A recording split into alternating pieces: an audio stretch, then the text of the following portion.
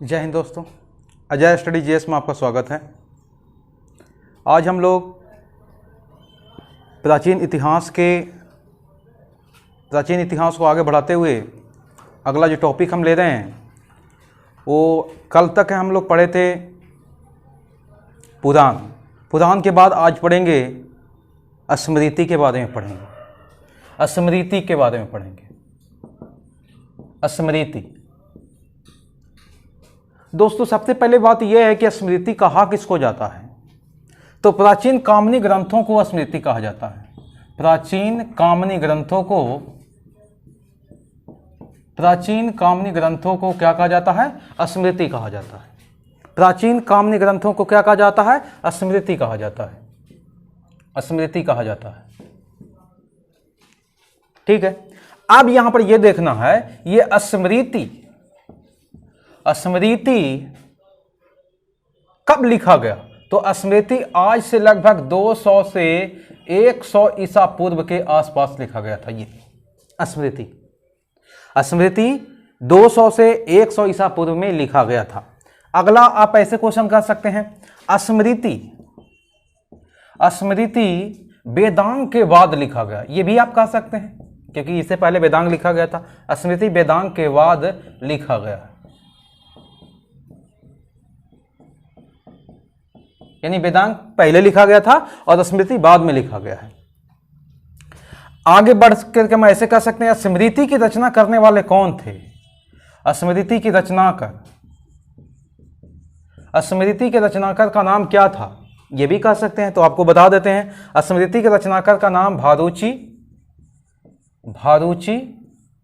गोविंदराज तथा मेघातिथि था। कौन था? मेघातिथि था। स्मृति के रचनाकार भारूची, गोविंदराज, और गोविंदराज लिखेंगे, राज्य ये राज्य नहीं, ऐसे राज्य होगा। गोविंदराज तथा मेघातिथि ने स्मृति की रचना की थी। सबसे पुराना एवं प्रमाणिक स्मृति, सबसे पुराना एवं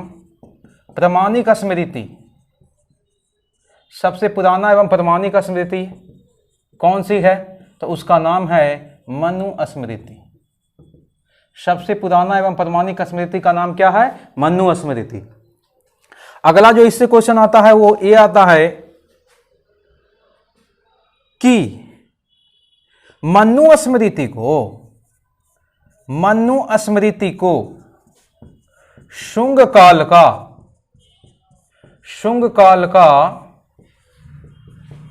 मानक ग्रंथ कहा जाता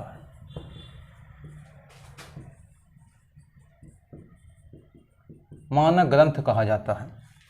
मनुस्मृति को शुंग काल का क्या कहा जाता है? मानक ग्रंथ कहा जाता है। ये बहुत इंपॉर्टेंट है। मनुस्मृति को शुंग काल का मानक ग्रंथ कहा जाता है। यहां से क्वेश्चन आता है, सबसे पुराना एवं प्रमाणिक पुराण कौन? सबसे पुराना एवं प्रमाणिक स्मृति मनुस्मृति। सबसे, ये एक चीज और यहां पर क्वेश्चन देखिए आता है कभी कभी, नारद स्मृति से गुप्त काल की जानकारी मिलती है। जैसे आप लोग पढ़े होंगे कि गुप्त काल की जानकारी किस पुराण से मिलता है। तो आप इसके पीछे वीडियो में आपको हम बताए हैं कि वायु पुराण से गुप्त काल की जानकारी मिलती है। लेकिन स्मृति पूछेगा कि कौन से स्मृति से गुप्त काल की जानकारी मिलती है, तो नारद स्मृति से गुप्त काल की जानकारी मिलती है। स्मृति इतना ही, बस कुछ नहीं। स्मृति को फिर से एक बार देख लेते हैं। जैसे प्राचीन कामनी ग्रंथों को क्या कहा जाता है? स्मृति कहा जाता है। स्मृति की रचना 200 से 100 ईसा पूर्व के आसपास में हुआ था। स्मृति वेदांग के बाद लिखा गया। स्मृति किसके बाद लिखा गया? वेदांग के बाद स्मृति की रचना हुई है। स्मृति के रचनाकार ऋषि कौन कौन थे? भारूची थे, गोविंदराज थे और मेघातिथि। ये सब थे रचनाकार इसके। सबसे पुराना एवं प्रमाणिक स्मृति का नाम क्या था? मनु स्मृति। मनु स्मृति को शुंग काल का मानक ग्रंथ कहा जाता है। आपसे क्वेश्चन पूछेगा कि मनु स्मृति को किस काल का मानक ग्रंथ कहा जाता है? तो शुंग काल का मानक ग्रंथ कहा जाता है। नारद स्मृति से किस वंश की जानकारी मिलती है? तो गुप्त वंश या गुप्त काल की जानकारी मिलती है। गुप्त वंश भी आप लिख सकते हैं, कोई दिक्कत की बात नहीं है। तो ये रहा आपका स्मृति के बारे में। स्मृति के बाद हम लोग चलेंगे रामायण पर। बहुत सारे लोग रामायण के बारे में जानते होंगे, हमें कमेंट करके जरूर बताइए। जो नहीं जानते हैं सबका हम यहाँ डिटेल करेंगे। जो जानते होंगे तो बताइएगा कि हम इनके पत्नी का नाम, इनके पत्नी का नाम जानते हैं। बहुत सारे लोग हैं जो लक्ष्मण की पत्नी का नाम नहीं जानते हैं, भरत की पत्नी का नाम नहीं जानते हैं, रामायण में किसके बारे में लिखा गया है, ये सब यहाँ पर चर्चा होगी। अब इसके बाद हम लोग रामायण की तरफ चलेंगे।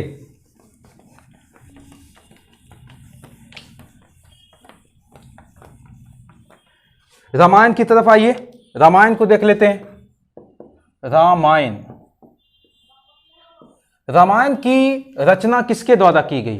तो रामायण की रचना, रामायण के लेखक कौन थे या रचनाकार कौन थे? रामायण की रचना महर्षि वाल्मीकि जी के द्वारा किया गया था। किसके द्वारा? वाल्मीकि जी के द्वारा किया गया था। वाल्मीकि जी के द्वारा रामायण की रचना की गई थी। रामायण की रचना महर्षि वाल्मीकि जी के द्वारा,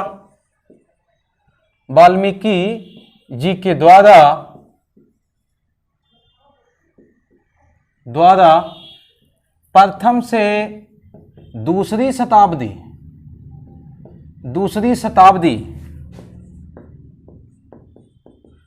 दूसरी शताब्दी के बीच की गई थी। जैसे क्वेश्चन आ सकता है कि रामायण की रचना कब की गई? तो प्रथम से दूसरी शताब्दी के बीच में की गई थी। ये किसने रामायण की रचना किया? तो वाल्मीकि जी किए थे।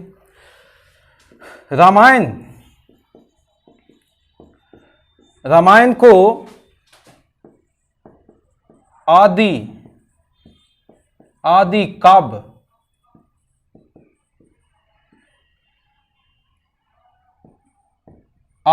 कहा जाता है। रामायण को क्या कहा जाता है? आदि काव्य कहा जाता है। तथा वाल्मीकि जी को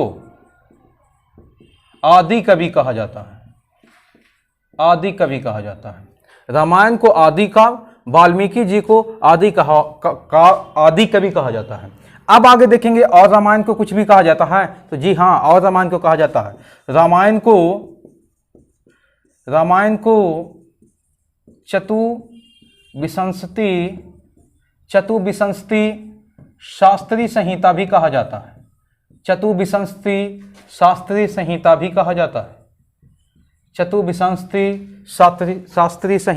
जाता है। रामायण को क्या कहा जाता है? चतुविंशति शास्त्री संहिता कहा जाता है। आगे बढ़ेंगे रामायण के बारे में। तो रामायण किसके बारे में लिखा हुआ है? तो रामायण जो लिखा हुआ है, ये रामायण किसके बारे में लिखा हुआ है? अयोध्या के राजा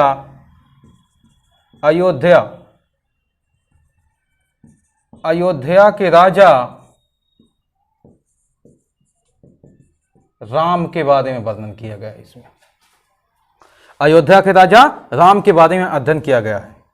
राम के बारे में तो अध्ययन किया गया है। तो यहां से क्वेश्चन आता है कि राम के माता का नाम क्या था?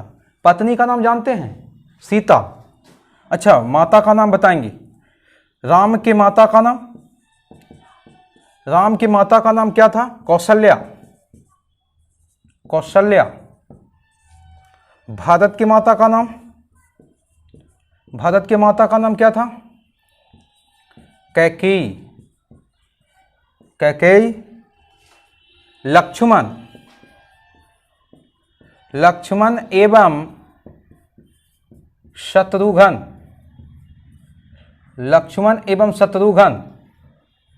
के माता का नाम क्या था? तो ये इनके माता का नाम था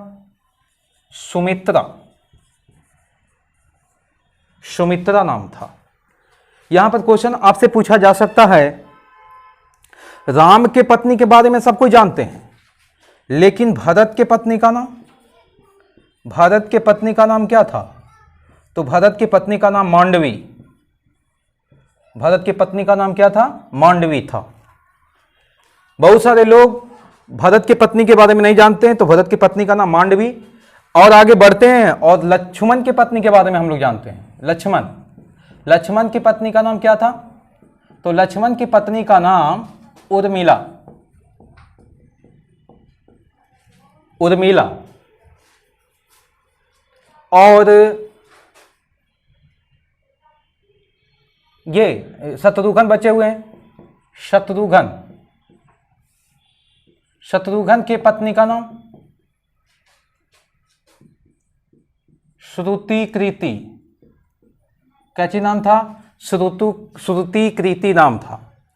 यहां पर तो इतना होगा। इसमें बहुत इंपॉर्टेंट चीज, एक चीज छूट रहा है। क्या? रामायण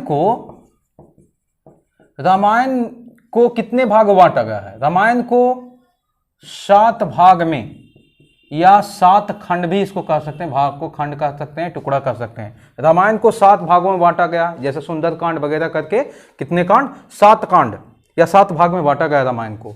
रामायण में श्लोकों की संख्या, रामायण में श्लोक कितने थे? तो रामायण में श्लोक थे 24,000 श्लोक था। कितना था? 24,000 श्लोक।